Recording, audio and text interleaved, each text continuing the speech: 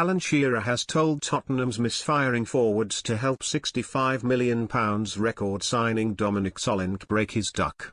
And the former England captain says Spurs must stick with head coach Ange Postecoglou despite a spluttering start to the season, yielding just one win in 4 games and a dispiriting North London derby defeat against depleted Arsenal. Solanke has yet to hit the target since his big money move from Bournemouth, but match of the day pundit Shearer, who once went 12 games without a goal for England before the Dan burst at Euro '96, believes the drought will break sooner or later. But he called on Spurs captain Heung-min Son, playmaker James Maddison and winger Brennan Johnson to step up until Solanke reaches full throttle. Speaking as an ambassador for Betfair, Shearer said, "I know how it works as a centre-forward when you're struggling to get a goal, and there's no doubt that once Solanke gets the first one, it'll be a huge relief for him. How it comes does not matter, he just needs to get that first goal and then I'm pretty sure he'll relax, calm down, and stop thinking about the price tag. He then will hopefully go on to get a few more, but that needs to come sooner rather than later for your belief and confidence as a player. Solanke has to keep getting in there and believing that it's going to change." Looking at Spurs' attacking options, James Maddison and Son Heung-min need to shoulder more responsibility, especially when Solanke isn't quite up to speed yet.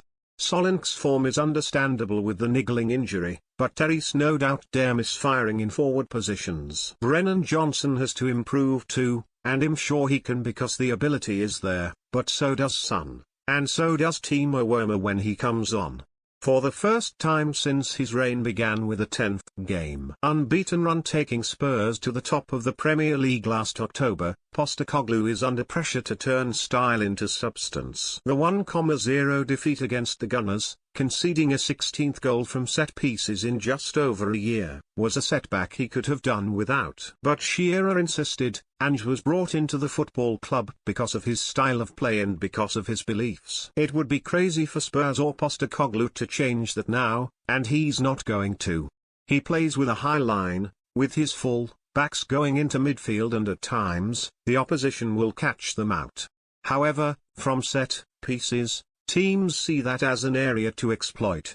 I don't know whether that's the goalkeeper, or the Tottenham set-up, but he's not changing it. Let us not forget how Ange's style worked for them in a lot of games last season, and it was exciting football, but it is high risk. Sometimes fans have to be patient because it'll work one week and maybe not so much the other. Spurs must stick with Postecoglou, there's no doubt about it. Unfortunately, you know as a manager, and as players, that you have to deliver on the pitch, and if you don't, you'll get criticised. Unfortunately, Tottenham haven't had a good start to the season. I admire Postecoglou's confidence and his belief, just very much like his style of play, and that's not going to change for him. It was interesting when he said, "I always win trophies in my second season," but that has been the case during his career. They are not going to win the league, so a cup competition will have to be their chance of some silverware, so they are going to have to go out and win one. Ange has come down from Celtic where the pressure is huge because they're a massive football club and you have to deliver there, which he did. However, in terms of the standard of football, the Premier League is chalk and cheese compared to the Scottish Premiership.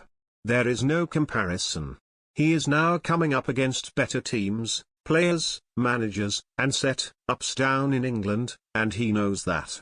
He knows that the pressure is on him to deliver. He's spent a few quid and bought a centre-forward for a lot of money, so he now has to get that right. The chairman at Spurs may prefer a top 4 finish, but for the players and the manager, they must value a trophy over Champions League qualification. In 20 years' time, you don't want to look back and say, "We got into the top 4, you would rather look back as a player or manager and remember the trophy you won. There's no doubt about that. Join our new WhatsApp community privacy notice.